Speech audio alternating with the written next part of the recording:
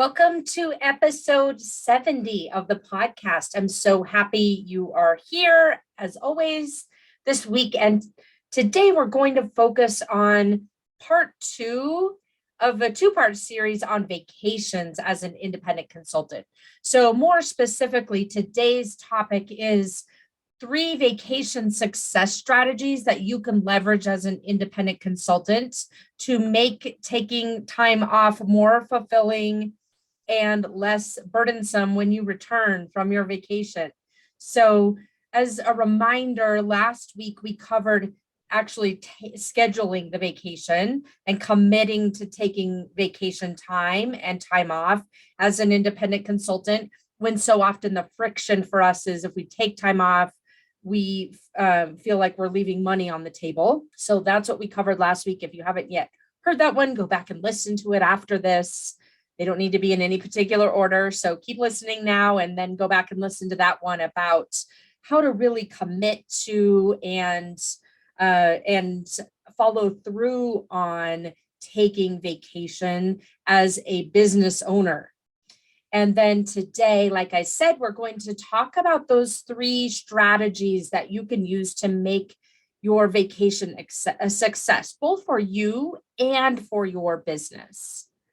And today's going to be a little bit shorter than usual because I have these 3 tips to share. They're very straightforward and implementable and will move the needle for you in your business. And as we know, time doesn't equal value. So my goal is to give you the most amount of value in the least amount of time. So let's make that happen today. Before we dive into each of the details, let's just go over the agenda for today and the podcast. So we're going to talk about those 3 strategies for vacation success as an independent consulting business owner. And I'm going to group it for you into really 3 different buckets. What can you do before the vacation? So again, this is assuming you've already scheduled the vacation and leveraged the tips that I shared with you last week and the strategies that I shared with you last week. So we're going to focus on what can you be doing before you take vacation? Then we'll talk about what can you be doing during the vacation? And then finally, how can you make re-entry from vacation as seamless as possible? And so that's how we're going to break up today so that you can really easily implement these vacation success strategies so that you get the most out of the time off. If you think about this, you are making an investment when you go on vacation. You're making an investment of obviously dollars that you've spent on the vacation, but you're also, from a business perspective, making an investment in your time. The time that you've decided to use for a vacation. And that means that it's not time that you're using working in or on your business. And so we want to make sure that we maximize for you the time that you're taking off so that it can be as fulfilling and as impactful as you want it to be. So that's what our focus is on today's episode. Wanted to remind you before we dive in, if you haven't already, I highly recommend you go and take the Independent Consulting Business Scalability Assessment. So it's 26 questions that I walk you through that help you to assess your business against the 5 pillars that are critical for you to scale your business so that you can make more money, make more profit, and do it in a way that's a lot easier for you, where you're working less and have more fulfillment. So as we talked about last week, if you think about scaling, it doesn't have to mean that a lot of times scaling feels hard. It feels like it's going to make more complication, more moving parts, and just not something we necessarily want to sign up for. But it doesn't have to be that way. You can scale your business. By that, I mean, grow your business, grow your profits, grow your income, grow your, the impact that you're making for your clients. And you can do that without working more. You can do it with working less. You can do it without taking on team members or subs, and you can do it without sacrificing that work-life balance that you want to have as a business owner.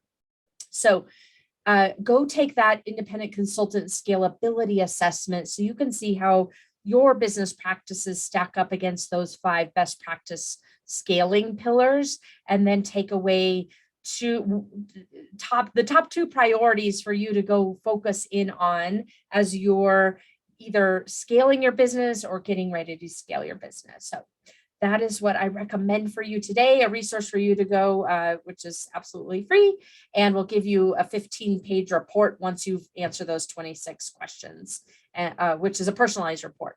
Okay, so with that, I want to make sure we dive into these 3 topics, which are how do you make the most out of the time you're investing in the vacation that you're taking?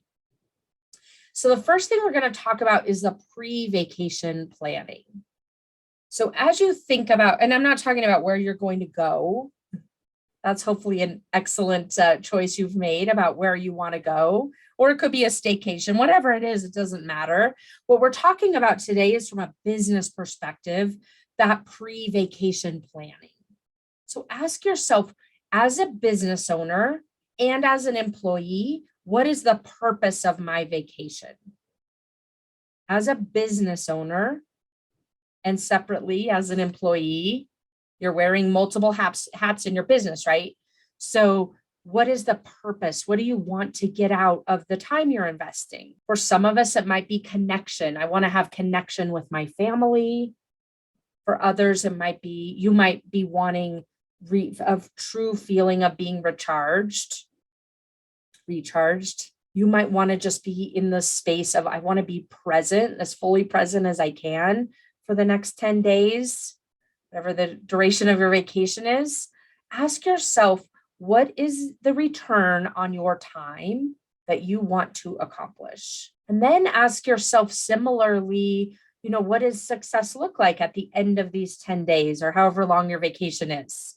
What is success from a business owner perspective? You can answer these questions too from a personal perspective. I'm focused on a business perspective today. What does success look like? Again, you're investing your time. And so what does success look like as you've invested that time? One question you may ask around that is, what do you want to leave your vacation? How do you want to leave your vacation feeling? Calm, some kind of like effortless, expansiveness? How do you want to leave your vacation feeling? What does recharged mean to you in return for the time that you have invested in it? Ask yourself, what is the value of me shutting down my business for this week, or again, however long? And then ultimately, from a pre-vacation planning perspective, another question you're going to want to ask yourself is, what could you do before you leave to set yourself up for re-entry success? And ask yourself that from 2 vantage points. As a business owner, what can I do to set myself up for re-entry success? And then separately, as an employee, as the consultant executing in my business, what can I do to set myself up for re-entry success? A lot of times we focus more on the latter, right? We focus on what can I do to make sure that I, hit the ground running when I come back to work and start working on my client delivery. And it's very common to neglect, what do I need to do and set myself up so I can hit the ground running as a business owner also. So don't forget those 2 thought processes as you're figuring out. And, I always love, on a very practical, tactical point of view, I love writing down exactly what I'm going to be doing when I get back from vacation, at least the first couple of days. It's literally the schedule, the, my top 3 priorities, and giving myself that gift of not having to do it the last night before I'm finished with my vacation. I create it before I even leave on vacation, so I know exactly what it is that I need to do, and I can hit the ground running, and I don't come out with some form of amnesia on, when I return, and it takes me a while to get the fires burning, right? The cylinders firing, however you want to call it. So think about it for yourself. In this pre-vacation planning mode, you want to really design what is success what is the result you want to achieve in terms of investing this time away from your business, and then also set yourself up for success from a reentry perspective. Another example from a reentry perspective could be you setting forth your, what your schedules and your priorities are, but also, who are the first 3 people you're going to contact for networking from a lead generation perspective, and just have all of that really literally sitting on your desk so it's ready to go. So those are the 2 main buckets within pre-vacation planning to set yourself up for success. Again, to repeat it, it's figuring out how you want that return on investment to look. What is your return on investment? What do you want to get out of the vacation, and what is success? And then secondarily, what do you want to set up for yourself now that you can then give yourself a jump start when you return, both from the business owner vantage point and from the employee vantage point. Okay, so that's the first bucket, the first category, first success category. The second success category or success strategy for making the most out of your vacation as a business owner is what you're going to planning ahead, how you're going to handle the actual vacation. So I love setting this up for myself so that I don't have to wing it. It's one way to describe this would be to create some protocols for yourself. So you don't have to decide in the moment. You're actually deciding ahead of time how you want to handle your actual time on vacation, and what potential interruptions may come at your way and how you're going to handle those. So to be very specific about this, you're going to want to identify and pre-plan for any of those potential obstacles that could come up during your vacation. Again, there's 2 buckets here. What could be the obstacles that might happen for you as a business owner? Think about those in advance. What are the potential obstacles? What's happened in the past? Like, for example, you might be working on a contract with a new client. How are you going to handle the week off if they all of a sudden get approval and want to talk to you or have questions because the approval's hanging up? What is it that you're going to do? Decide that in advance. So you're not having to decide in the moment when your decision-making capabilities might not be as clear, and you might be more willing to compromise in the moment than if you were pre-planning it. If one of your guiding principles is to completely check out for the duration of your vacation, you want to plan for handling obstacles around that guiding principle. If your guiding principle is I'm going to check in with my work email once a day for 30 minutes, then you want to plan your obstacle management around that guiding principle. So figure out what is your guiding principle around handling things that come up during the course of your vacation, so that then you know exactly how to plan for the obstacles that you could, predict happening. And again, you want to look at that both from a business owner perspective as well as from an employee perspective in your business. How do you want to handle client issues or requests that come up? They're always happening, right? Oh, I've got this an emergency. It's just this exception. There's always some kind of fire happening a lot of times. How do you want to handle that? And how are you going to set yourself up? So these are the types of questions that you're going to want to answer, so that you've got those protocols, you've got the guiding principles in place, and you've got the protocols in place so that you can manage the time that you're investing in as effectively as possible during your vacation. Another one that you might want to think about, this one is probably not as obvious to you, but think about how do you want to handle emotional interruptions that happen? So we've talked about literal interruptions, right? Where you get some emergency phone call or email or Slack or whatever the things are that try to interrupt the time you're trying to take away. Think also about the emotional interruptions that might occur, like the worry that could come across, your mind when you're on vacation and you start thinking about, well, I'm not billing anything this week.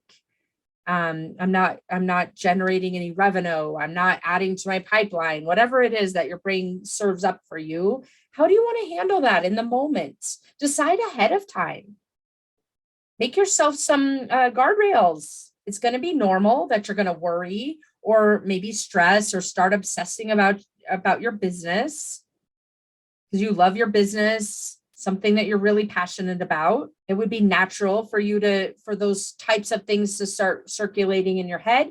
So decide in advance, how do you want to handle that? And what it means is that you, in order to get out of the emotional state of potentially worry or stress or obsessing, got to shift your mindset into something else so that it creates then some neutrality or some kind of calmness. So an example that I always love sharing with clients is just simply redirecting using the thought, we're not doing that today. So if you notice yourself, and you want to establish this in advance, right? If I notice myself starting to worry or stress or obsess about work, I'm going to tell myself the sentence, we're not doing that today. It leaves the door open to do it tomorrow, which, by the way, tomorrow you can use the same sentence, right? But that will help you to redirect and create this kind of protocol that will allow you to be more present and to leverage that time that you've invested to take off. Okay, then the third component here from a success strategy for your vacation is to plan ahead for the post-vacation.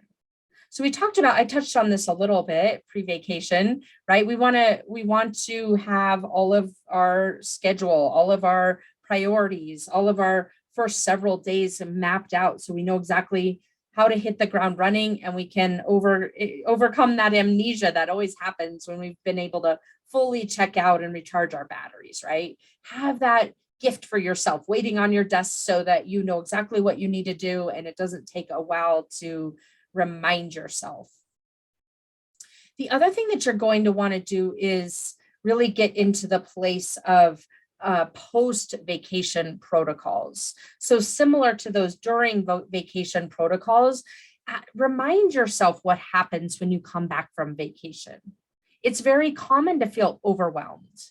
It's very common to feel out of control. It's very common to feel like, oh no, the client has kind of taken the ball and run with it, and now I'm trying to catch up and things are going off the rails. Those kinds of things are very common. So for you, think about what's common when you come back from vacation and make yourself a protocol as to how you want to handle that. So for example, if it's very common for you to feel overwhelmed and behind, what can you be doing in the moment when you're back from vacation to manage through that more effectively? How do you normally manage overwhelm? I had a client, here's a great example of this. I had a client who came back from his vacation. He was basically in this state. I feel behind. The client is a little bit out of control because I haven't been there for the last 10 days to manage the process. And I'm just feeling kind of frantic and like I made some big mistakes. And so we just took a breath here and we said, look, what is actually happening?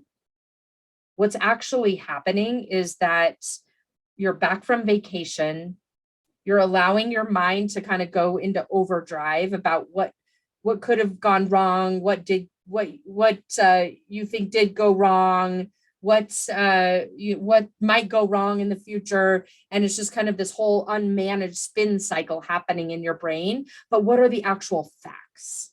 And so this could be your protocol for when you get back from vacation and when you feel overwhelmed, instead of letting your brain just kind of go unmanaged, out of control, thinking about all the problems and everything that's built up and everything you're behind in, your protocol instead could be, wait a second, I'm going to just spend 10 minutes writing down all the facts of the situation.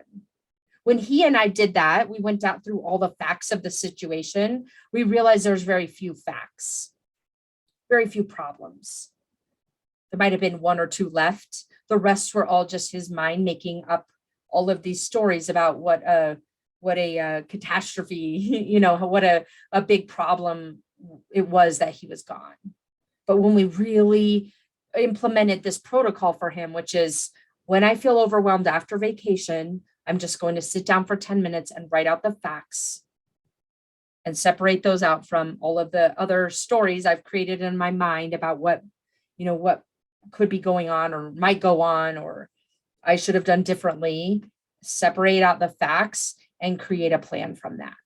That's an example of the type of protocol you want to create for yourself. So again, not only do you have the calendar and the priorities from which you want to manage, but you also can remind yourself in the moment when it's a little bit more heated, exactly how you handle things that happen so commonly for yourself when you come back from vacation. That's going to make the reentry feel so much more under control, so much more calm, and so much more handled. And therefore, you're not letting yourself kind of spin off the rails and, quite frankly, get distracted way down into the depths of your client delivery and lose several more weeks on working on your business because of it. I see this happen so often where people take vacation, they come back and feel this kind of huge sense of overwhelm about their client delivery, and then they end up taking off 2 or 3 or 4 more weeks from working on their business.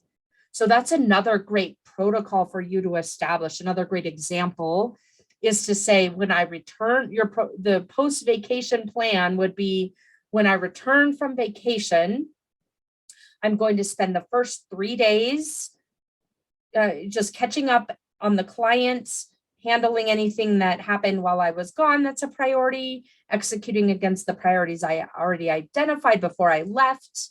And then after those 3 days that I committed to getting back up to speed on my multiple client delivery, then I'm going to get right back into my routine from a business owner perspective.